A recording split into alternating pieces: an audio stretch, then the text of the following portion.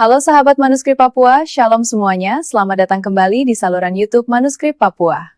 Setelah perang ini selesai, semua wilayah-wilayah di Pasifik harus bebas merdeka.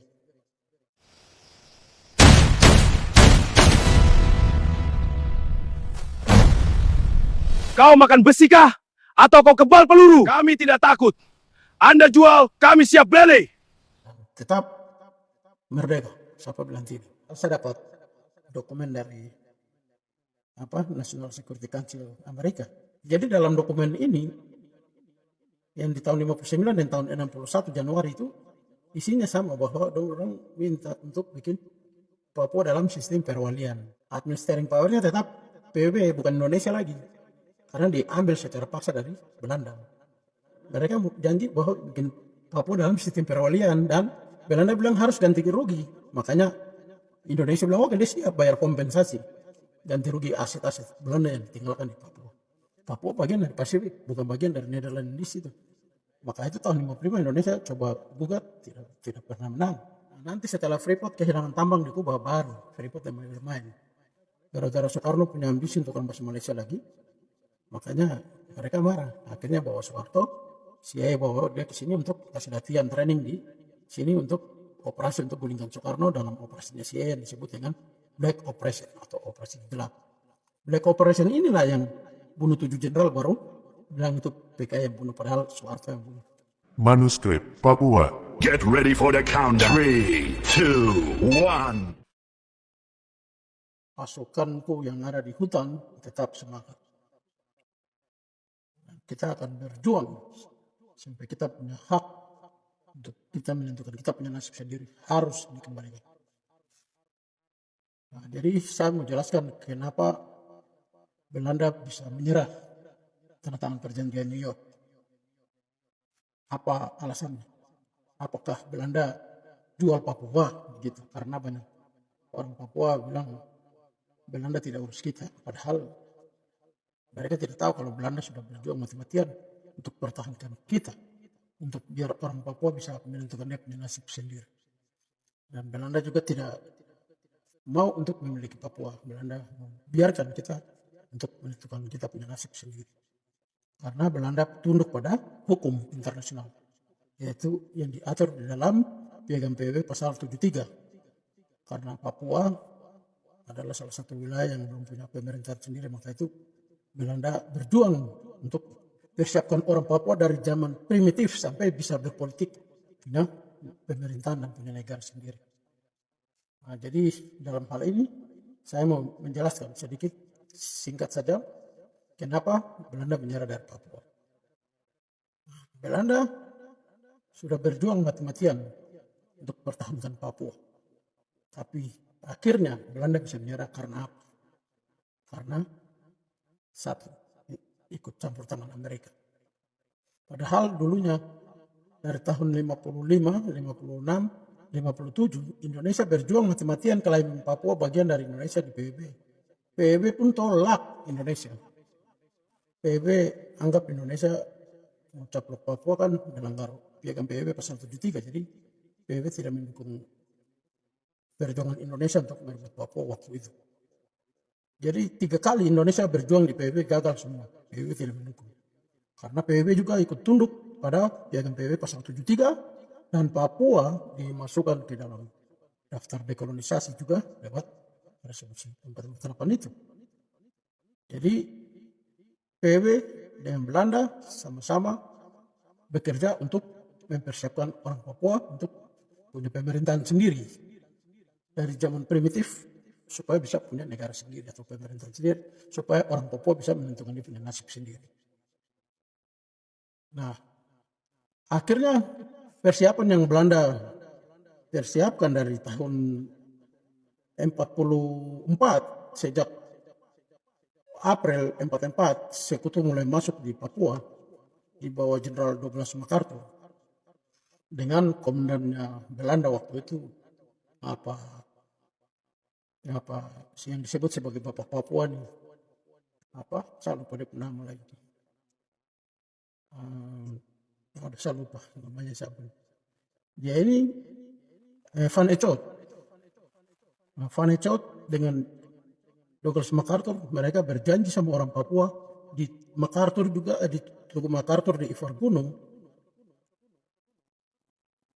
Ya, salam hormat juga untuk orang-orang di Manokwari. Nah, dari Ivar Gunung berpidato, dan orang tua kita waktu itu semua dengar apa yang MacArthur pidato, bahwa setelah perang ini selesai, semua wilayah-wilayah di Pasifik ini harus bebas merdeka. Ada yang bilang itu tujuannya Amerika untuk mempersempit ruang geraknya penjajah wilayahnya jajahannya orang-orang Eropa, terutama Inggris, Prancis, Spanyol, untuk mempersempit. Jadi memaksa untuk Amerika memimpin perang, setelah itu harus berikan kemerdekaan buat wilayah-wilayah itu. Tapi itu memang sudah wajar dan sudah harus, orang tidak boleh ada penjajahan. Apa yang Amerika lakukan benar. Nah, jadi Van Echot sama-sama dengan Douglas MacArthur, mereka sudah persiapkan orang Papua untuk punya negara sendiri waktu itu. Jadi waktu itu Van Echot masuk, langsung dia bentuk satu batalion untuk orang Papua sendiri. Nanti setelah persiapan, terus nanti di konferensi Malino lagi, nah, di sana Indonesia dibentuk jadi negara federal.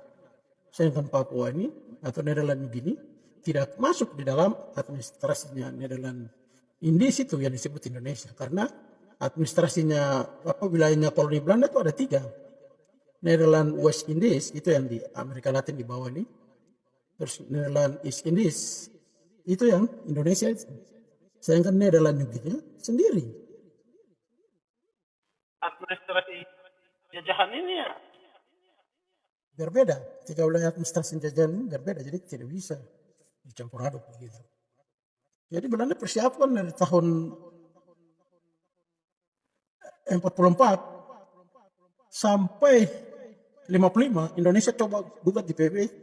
55, 56, 57 Indonesia gugat di PBB. PBB tidak mendukung Indonesia untuk mencaplok Papua bagian dari Indonesia. Karena dari konferensi Malino masuk ke tahun 46, setelah itu tahun 47 di Canberra Agreement, di sana juga pembentukan South Pacific Commission juga. Papua bagian dari Pasifik, bukan bagian dari Nederland Indies itu. Sampai di KMB, itu pun juga Nederland Indies merdeka sendiri, Nederland punya masih di bawah Belanda untuk dipersiapkan untuk punya negara sendiri atau pemerintahan sendiri. Supaya orang Papua menentukan nasib sendiri. Dari KMB menuju ke PBB, di tahun 50 disahkan lewat 2 wilayah ini diakui di PBB sebagai wilayah yang berbeda. Maka itu tahun 55 Indonesia coba gugat, tidak pernah menang. 55, 56, 57 gagal semua. Nanti setelah Freeport kehilangan tambang di Kuba, baru Freeport yang bermain. Mulai atur paksa Belanda cepat serahkan Papua ke Indonesia. Tiba-tiba Duta Besar Amerika di Jakarta, Jones ini namanya, kirim surat ke Presiden Eisenhower, tekan bahwa paksa Belanda harus, itu di November tahun 59, tekan untuk harus Papua masukkan ke Indonesia, biar Indonesia jangan jadi negara komunis. Padahal saya dapat dokumen dari National Security Council Amerika oleh George Boone, orangnya Freeport, orangnya Rockefeller. Dia kirim surat bahwa mereka yang bantu Indonesia di tahun begitu tanda tangan perjanjian New York, mereka bilang mereka sudah bantu Indonesia dengan bantuan militer. Jadi mereka punya hak untuk siap nasionalisasi untuk capitalize aset-aset di Papua itu. Jadi akhirnya dari dokumen ini ketahuan kalau Amerika kasih uang, bukan Amerika tidak ikut, tapi itu bisnismen Amerika, oligarki Amerika yang kasih uang sama Soekarno waktu itu 885 juta US dollar kirim sama Soekarno. Baru Soekarno pas uang itu pergi beli senjata di Rusia untuk perang Trikora itu. Habis itu Amerika pakai pura-pura pres. Nanti John Kennedy naik, terus Duta Besar Jones lagi kirim surat ke Presiden John Kennedy, paksa Belanda, isinya sama, paksa Belanda untuk kasih Papua ke Indonesia supaya alasannya jangan Indonesia jadi negara komunis. Akhirnya Belanda ditekan, Belanda tidak mau, Belanda tetap fokus pada pendiriannya untuk biarkan orang Papua menentukan dia nasib sendiri. Usaha Belanda ini akhirnya dihancurkan oleh Amerika, bukan Amerika tapi oligarki Amerika. Jadi langsung pakai John Kennedy tekan Belanda. Belanda sudah proses Papua ke PBB, rencana tahun 61 untuk masukkan Papua sebagai anggota PBB, tiba-tiba Sekjen PBB dapat bunuh. September 61 dapat bunuh, terus November tiba-tiba Rockefeller punya anak Mike Rockefeller pura-pura hilang di Sungai Asmat, di mana sungai itu yang dulu diendosin naik survei dari bawah ke atas, bahwa dia bahan untuk pergi sampai gunung Grassberg. Jadi alasan cari di situ. Jadi dari sana nonton dia punya video kesaksian. Andainya itu kok tiba-tiba bensin habis, kok Michael Rockefeller kok nekat lompat dan berenang ke darat, sudah tahu sungai buaya lah segala macam, kok deh bisa berani, kan tidak masuk akal. Nah, dari situ mereka survei di atas, baru lihat gunung gitu. Makanya mereka berani bahwa ini harta yang bisa ganti duit mereka yang hilang di Kuba gara-gara Fidel Castro dan Che Guevara beralih itu nasionalisasi Freeport di Kuba. Jadi langsung. Tapi mereka sudah punya peta. Jadi ahli geologi NNGPM dulu di tahun 1933 dia foto-foto udara dapat gunung Grassberg. Baru nanti tahun 36 suruh ahli geologi yang muda-muda ini pergi naik survei yang dipimpin oleh Collins dan Jan Doss, baru naik ke sana survei, bikin peta, kasih sama yang punya saham dia dan GPM berusaha minyak dulu di Papua sana di Sorong. Sekarang Petrocina dan Pertamina ambil. Nah, jadi peta ini sudah ada, jadi mereka alasan di buku bilang dapat petanya dari Universitas Leiden yang porak-porandakan setelah perang dunia itu omong kosong aja. Orang sudah punya peta. Jadi tahun 61 November Michael Rockefeller pura-pura hilang, nah, baru sudah meyakinkan, baru nanti 62 April John Kennedy paksa. Jadi dalam dokumen ini yang di tahun 59 dan tahun 61 Januari itu isinya sama, bahwa orang minta untuk bikin Papua dalam sistem perwalian. Tipu Belanda nanti bikin Papua dalam sistem perwalian. Tapi makanya mereka bilang oke, jadi bikin dalam sistem perwalian. Jadi langkah pertama harus ambil alih administering power dari Belanda dulu, diserahkan ke PBB. Biar Papua itu dibawa administeringnya PBB, bukan Belanda lagi. Baru nanti PBB tunjuk walinya siapa yang pegang administrasinya untuk sementara. Nah makanya ditunjuk Indonesia. Jadi administering powernya tetap PBB, bukan Indonesia lagi. Karena diambil secara paksa dari Belanda. Nah itu kan melanggar hukum. Melanggar hukum di PBB, terutama di Dewan Perwalian sendiri. Karena Papua lagi dalam proses dekolonisasi. Nah, tapi karena Indonesia ngotot, ya sudah dibuatlah Papua dalam sistem perwalian oleh 3 negara. Jadi sistem perwalian ini yang nanti diatur di dalam perjanjian Roma itu. Makanya waktu transfer administrasi ke PBB serahkan ke Indonesia, langsung Indonesia buat Papua dalam sistem perwalian itu yang disipasi otonomi khusus pertama dulu. Tahun 63 dengan mata uang sendiri, bulan yang diganti dengan Iran Barat rupiah. 1 Iran Barat rupiah kan tukar Indonesia punya waktu itu kan dapat 18 rupiah Indonesia. Besar sekali. Nah jadi Belanda ini bisa menyerah tanda tangan perjanjian Roma itu, perjanjian New York itu untuk penyerahan, dan perjanjian Roma yang nanti diputar balik dan disembunyikan itu. Nah itu karena mereka janji bahwa bikin Papua dalam sistem perwalian, dan Belanda bilang harus ganti rugi. Makanya Indonesia bilang oke, dia siap bayar kompensasi ganti rugi aset-aset Belanda yang ditinggalkan di Papua. Jadi Indonesia janji akan ganti rugi. Nah, padahal bukan Indonesia tidak punya uang, yang kasih uang dari sini. Bisnismen Amerika di sini, Rockefeller.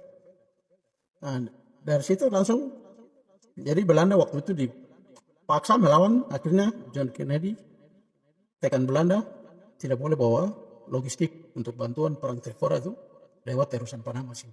Karena terusan Panama ini Amerika yang bangun. Dan Belanda mau lewat mana? Mau bawa senjata masuk ke Papua untuk perang Trikora lewat mana? Lewat Rusia tidak bisa. Rusia tidak akan kasih izin. Lewat terusan Suez, Mesir juga pun tidak kasih izin. Mau putar Afrika Selatan, Tanjung Harapan bisa tabal di sana kapal. Jadi terusan Panama ini Amerika larang Belanda bawa logistik ke Papua.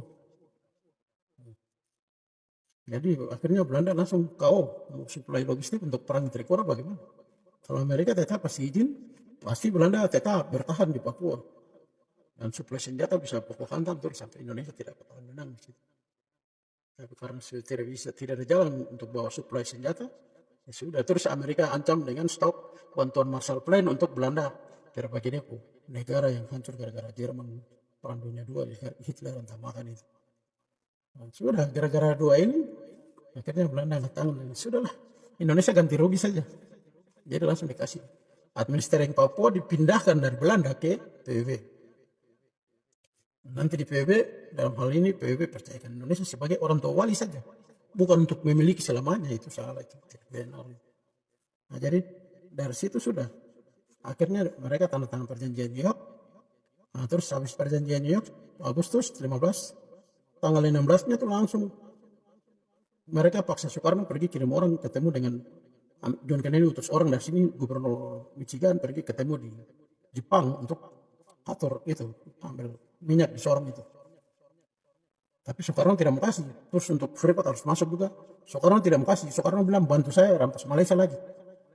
Gara-gara Soekarno punya ambisi untuk rampas Malaysia lagi, makanya mereka marah. Akhirnya bawa Soeharto, CIA bawa dia ke sini untuk kasih latihan training di sini untuk operasi untuk gulingkan Soekarno dalam operasinya CIA yang disebut dengan Black Operation atau operasi gelap. Black Operation inilah yang bunuh 7 jenderal, baru bilang itu PKI yang bunuh, padahal Soeharto yang bunuh. Soeharto bikin Soekarno kok dalam tahanan rumah, selesai. Hancurlah Soekarno kok dengan kekuatan. Dan dari situ sudah Soeharto naik, langsung Amerika kasih atur di PBB sini, biarkan bikin referendum tipe yang PPRA itu juga kan. Sebelum PPRA Soeharto kasih izin tanda tangan Freeport duluan tahun 67. Yakin kendor setelah bulan, makanya itu Soekarno terus ada Malik pergi ketemu. Jadi masternya itu ada di Ada Malik, bukan Soeharto.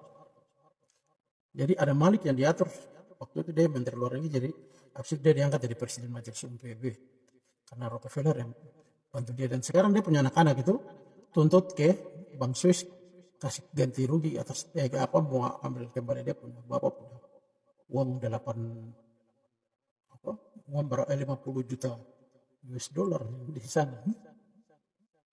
Nah, jadi begitu sudah, gara-gara terusan Panama ditutup dengan bantuan Marshall Plan ditutup, akhirnya selesai dah. Tamatlah Belanda di Papua. Jadi Belanda sudah berjuang mati-matian. Belanda sudah berusaha sampai mempersiapkan Papua untuk 1 Desember merdeka, sudah mempersiapkan parlemen desa Belanda akhirnya sudah diakui, dan sudah diakui kemerdekaan Papua 1 Desember secara dunia juga, dan keluar di koran New York Times ya. Yoi. Menasih.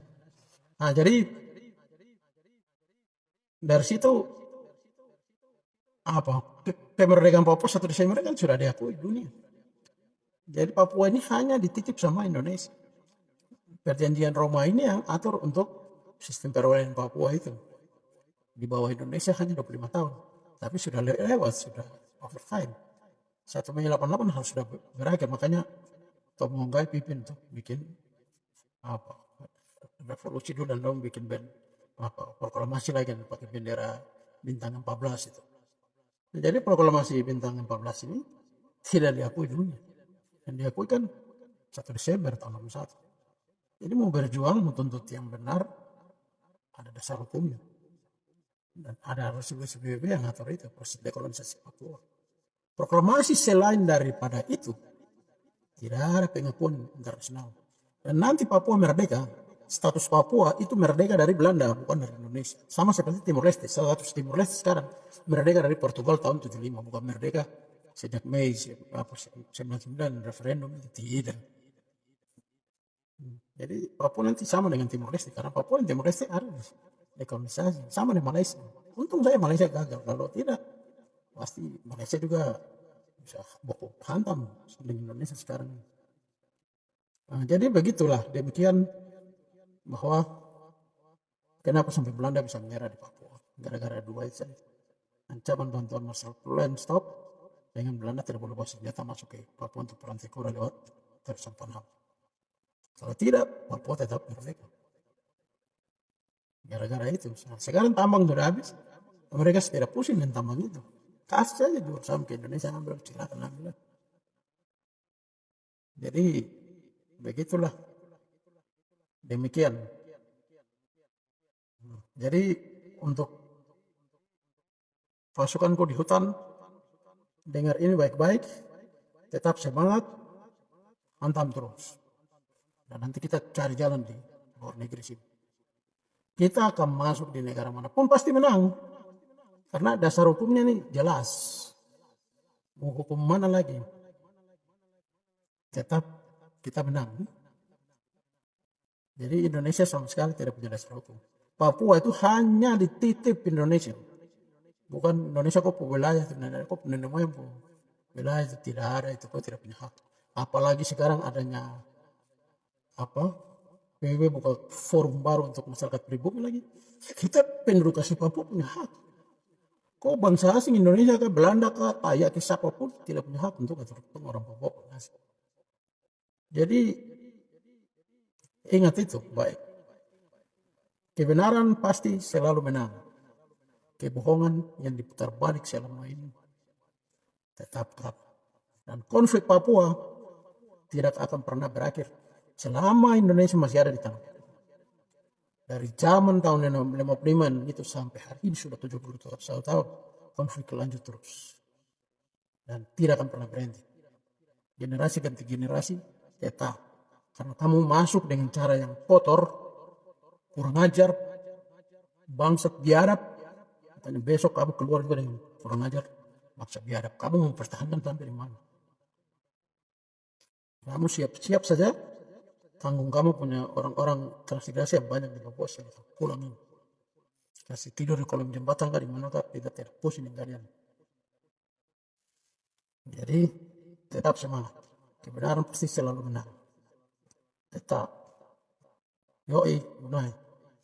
Jadi begitu. Siapapun dia mau pertahankan kebohongan sampai di mana, tidak bakalan menang. Indonesia sama sekali tidak punya hak. Indonesia itu hanya wali, bukan penguasa, bukan pemilik tanah Papua, tidak ada. Indonesia hanya wali yang dipercayakan oleh Dewan Perwakilan PBB, hanya pegang Papua untuk 25 tahun, bukan untuk selamanya.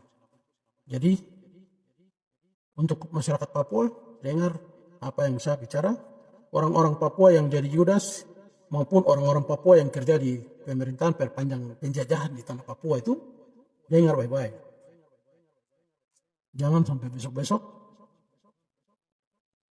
kita di sini lobby negara intervensi masuk, kamu silakan pulang ikut Indonesia ke Jawa sana.